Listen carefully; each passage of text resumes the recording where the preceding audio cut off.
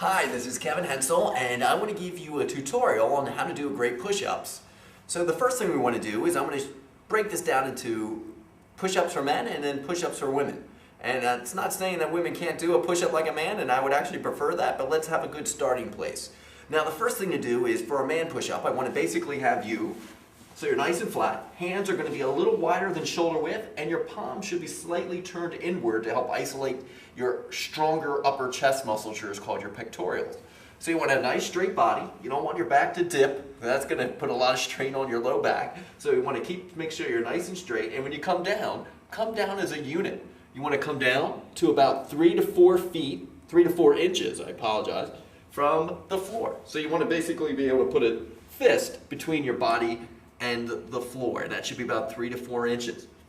So we're going to be here, hands a little wider than shoulder width, palms slightly turned inward, come down so we're just about 3 to 4 inches off the floor, and you come right back up. You want to come down as a unit and up as a unit. You don't want to come down here, and most people when they get tired, they're going to start dipping their back because their core musculatures are going to start giving out, but you don't want to let it. So just come down and up. You don't want to totally lock out your elbows when you want to come up so they're pretty straight. Just down, come on up, and then repeat. Slow, controlled is key. Now if you want to add a little spice to your push-ups, because you've done quite a few push-ups in the past, you want to kind of spice things up, there's a lot of fun ways you can do to make push-ups much more difficult. You can be here, you can do it one-legged. It's always very challenging. You can also have your left knee go to your right elbow, do Spider-Man push-ups, and then alternate. You can also do some rotational push-ups where you actually cross the body. You bring your right knee to your left elbow, vice versa. Very difficult. And there's a lot of ways you can use stability balls, put your feet on a stability ball, you put your hands on a stability ball. There's a lot of fun ways to play with the intensity of a push-up. Two examples before, here's another.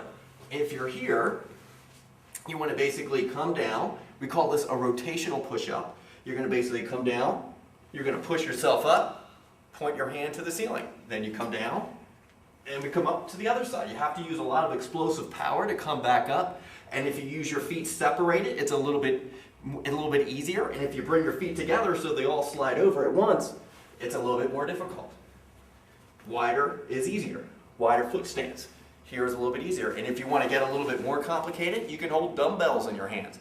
Come down, push yourself up, and then point the hand to the dumbbell. So it actually will help protect your wrists.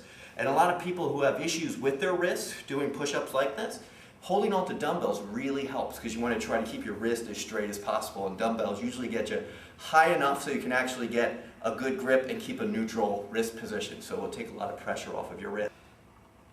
Now for a push-up for, I hate to say a woman's push-up to make it sound a little sexist, but a great way to start is basically you're just going to be on your knees. You can be just like so, or you can have your feet down, whichever you prefer.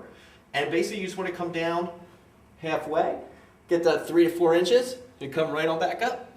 Same exact premise, but your knees are down. You don't want to be here, and you also don't want to do this. I see this a lot, and it just makes it a little bit easier, and it also puts a lot more strain on your shoulders, so you want to be safe. So you just want to come down 3 to 4 inches from the floor, coming right back up, just like you would a normal push-up. The only difference is your knees are down. Remember, no butt up, none of this. That's too lame. You're just coming to here. Whole body comes down as a unit. You don't want to do this. You don't want to do this. Let your whole body come down. Now, if you're noticing you're still having difficulty with those, a good way to get started is actually you can do push-ups off the wall. You can also do them off of a bench as well. Now, if you're still having problems with doing push-ups, I had mentioned before, benches are actually a great way to start with push-ups as well. It can be any kind of elevated structure. It could be a couch, it could be a bed. But the higher the surface, the easier the push-up's going to be. So this is actually a bench, which actually works really well because it's a good about 1.5 feet higher than the ground. But the higher it is, the easier. So we're just going to be here.